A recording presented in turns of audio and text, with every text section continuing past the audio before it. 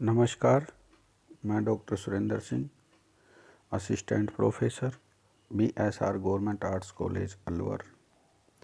आज मैं आपको BA भाग फर्स्ट के पॉलिटिकल साइंस फर्स्ट पेपर राजनीति विज्ञान के मूल आधार पुस्तक के 9वें अध्याय औचित्यपूर्णता अर्थात वैधता में से वैधता संकट टॉपिक का अध्ययन करवाऊंगा। Crisis of legitimacy. विभिन्न देशों के राजनीतिक इतिहास के अध्ययन से मालूम होता है कि कभी कभी किसी मौजूदा राजनीतिक व्यवस्था अथवा शासन की साख में तेजी से कमी आ जाती है और इस स्थिति में वह लगातार प्रभावहीन होने लगता है और समाज के प्रभावशाली वर्ग या समूह अथवा सामान्य जनता इस राज व्यवस्था के प्रति अपना असंतोष, असहमति एवं विरोध प्रकट करने लगते हैं।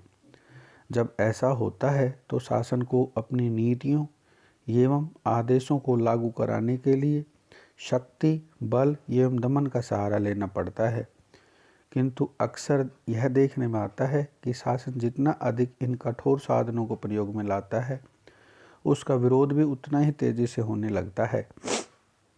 शासक पक्ष एवं शासित पक्ष में उपरोक्त प्रकार का विरोध होने पर इसे आधुनिक युग में राज्य व्यवस्था में औचित्यपूर्णता का संकट कहा जाता है। इस प्रकार के राजनीतिक संकट की जड़ में सदैव ही शासक पक्ष और शासित के बीच राजनीतिक व्यवस्था संबंधी मूल्यों और विश्वास के बारे में आपसी मतभेद पाया जाता है। वस्तुतः राजनीतिक मूल्य एवं विश्वास ही वे आधार हैं जो किसी राज व्यवस्था को औचित्यपूर्णता प्रदान करते हैं। अतः जब इन मूल्यों व विश्वासों के बारे में मतभेद होने के कारण किसी राज व्यवस्था में राजनीतिक गतिरोध या तेज विरोध की स्थिति उत्पन्न होती है तो इसे ही औचित्यपूर्णता का संकट कहा जाता है। राज व्यवस्था में औचित्यपूर्णता का संकट विभिन्न रूपों एवं लक्षणों में प्रकट होता है। उनमें से कुछ प्रमुख का विवरण इस प्रकार है। नंबर 1, नए विचारों, मूल्यों व विश्वासों वाले संगठित समूहों का उदय। जब किसी समाज की आर्थिक, तकनीकी आदि भौतिक परिस्थितियों में परिवर्तन होता है तो उस समाज में ऐसे नए संगठित समूहों का भी जन्म होता है जो अपने विचारों, आकांक्षाओं, मूल्यों व विश्वासों की दृष्टि से परंपरागत समूहों से भिन्न होते हैं। ये नए संगठित समूह उस राज व्यवस्था में अपना महत्वपूर्ण स्थान चाहते हैं और अपने अनुरूप उसका संचालन भी चाहते हैं, किंतु परंपरागत प्रभावशाली समूह उनके लिए स्थान छोड़ने को तैयार नहीं होते हैं। इस प्रकार इन समूहों में संघर्ष की स्थिति उत्पन्न हो जाती है। नए संगठित समूहों द्वारा यह अनुभव किया जाता है कि उनके नए विचारों, आकांक्षाओं, मूल्यों एवं विश्वासों की दृष्टि से परंपरागत राजनीतिक व्यवस्था अन्यायपूर्ण एवं क्रूर है और तब वे उसकी औचित्यपूर्णता को मानने से इनकार कर देते हैं। इस प्रकार उस परंपरागत राज व्यवस्था में औचित्यपूर्णता का संकट उत्पन्न हो जाता है। उदाहरण के लिए 16वीं सदी के प्रारंभ में यूरोप में ऐसे शक्तिशाली व्यापारी वर्ग का उदय हुआ जिसने सामंतवादी राज व्यवस्था की औचित्यपूर्णता के लिए संकट उत्पन्न किया और निरंकुश व शक्तिशाली राजतंत्रात्मक राज व्यवस्था की स्थापना का समर्थन किया।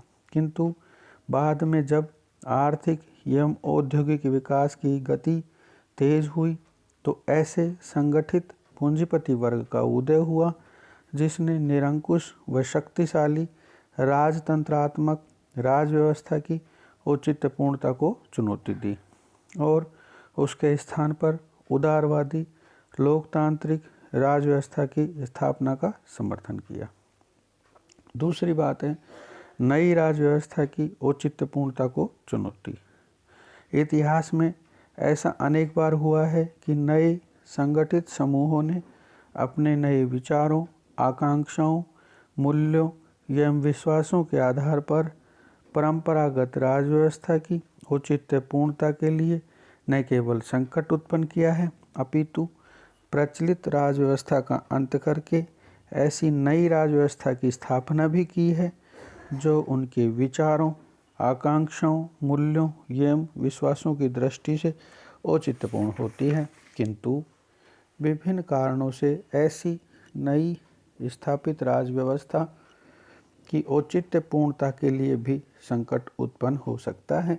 जैसे नंबर 1, प्रत्येक नई राजव्यवस्था पुराने समूहों एवं संस्थाओं के अस्तित्व के लिए खतरा उत्पन्न करती है।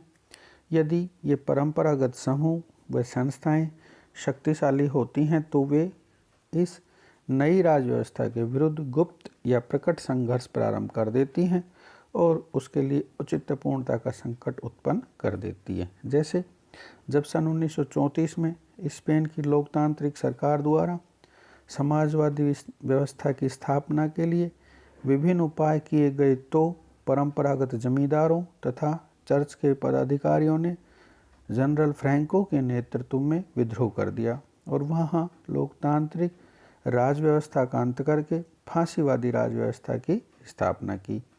इसी प्रकार आधुनिक काल में अनेक मुस्लिम राज्यों में सरकारों द्वारा किए गए आधुनिकीकरण के प्रयत्नों को कट्टर धार्मिक गुटों ने चुनौती दी है।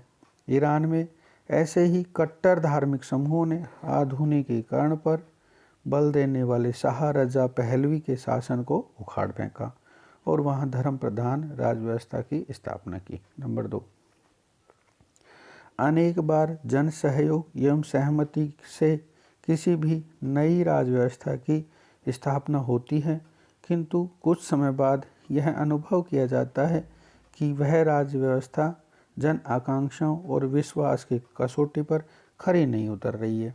ऐसी स्थिति में उस नई राजव्यवस्था की औचित्यपूर्णता के लिए संकट उत्पन्न हो जाता है। सेकेंड वर्ल्ड वॉर के बाद नव स्वतंत्र अफ्रीका एशियाई राज्यों में अति आशावाद एवं विश्वास के आधार पर नई राजव्यवस्थाओं की स्थापना हुई, किंतु अधिकांश देशों की सरकारें अपनी जनता की आशाओं, आकांक्षाओं एवं विश्वासों को पूरा करने में असफल रही। इसलिए इनमें से अनेक राजव्यवस्थाओं की औचित्यपूर्णता को चुनौती मिली और उनके स्थान पर पुनः विभिन्न नई राजव्यवस्थाओं की स्थापना हुई। तीसरी बात यह है कि किसी राजव्यवस्था की प्रभावशीलता में लगातार कमी आती है तो भी वो संकट होता है। जब कोई भी राजव्यवस्था अपने सामान्य एवं अनिवार्य दायित्वों की पूर्ति में असफल रहती है तो जनता के ऊपर उसके प्रभाव में लगातार कमी आने लगती है और तब असंतुष्ट जनता का विश्वास उस राजव्यवस्था से उठ जाता है। इस स्थिति में उस राजव्यवस्था की औचित्यपूर्णता संकट में पड़ जाती है। उदाहरण के लिए सोवियत संघ की साम्यवादी राजव्यवस्था एक लंबे समय तक अस्तित्व में बने रहने के बावजूद सामान्य जनता के प्रति आधारभूत राजनीति एवं आर्थिक दायित्वों को पूर्ण करने में सफल नहीं हुई। अतः इसके प्रभाव में निरंतर कमी आई। इसे लगातार आंतरिक स्तर पर चुनौतियां मिलती रही और अंत में इस राजव्यवस्था का पतन हो गया और वर्तमान उदारवादी लोकतांत्रिक राजव्यवस्था की स्थापना हुई। इस प्रकार हम देखते हैं कि औचित्यपूर्णता का जो संकट है उसके कई कारण हो सकते हैं और इनसे वैधता को संकट आता है। कई बार सरकारें भी बदल जाती हैं, चाहे वो लोकतांत्रिक सरकारें ही क्यों ना हो, जैसा 1934 में स्पेन में हुआ और ईरान में हुआ। तो ये अर्थात सरकार को चाहिए। इसके अगले चैप्टर में हम इसको स्थिर रखने के उपाय के बारे में पढ़ेंगे और इसके बारे में हमने ये पढ़ा कि प्रभावशाली समूह और जनता की आकांक्षाएं सरकार के अनुरूप नहीं होने पर सरकार को संकट हो जाता है। इसे ही वैधता का संकट कहा जाता है। धन्यवाद।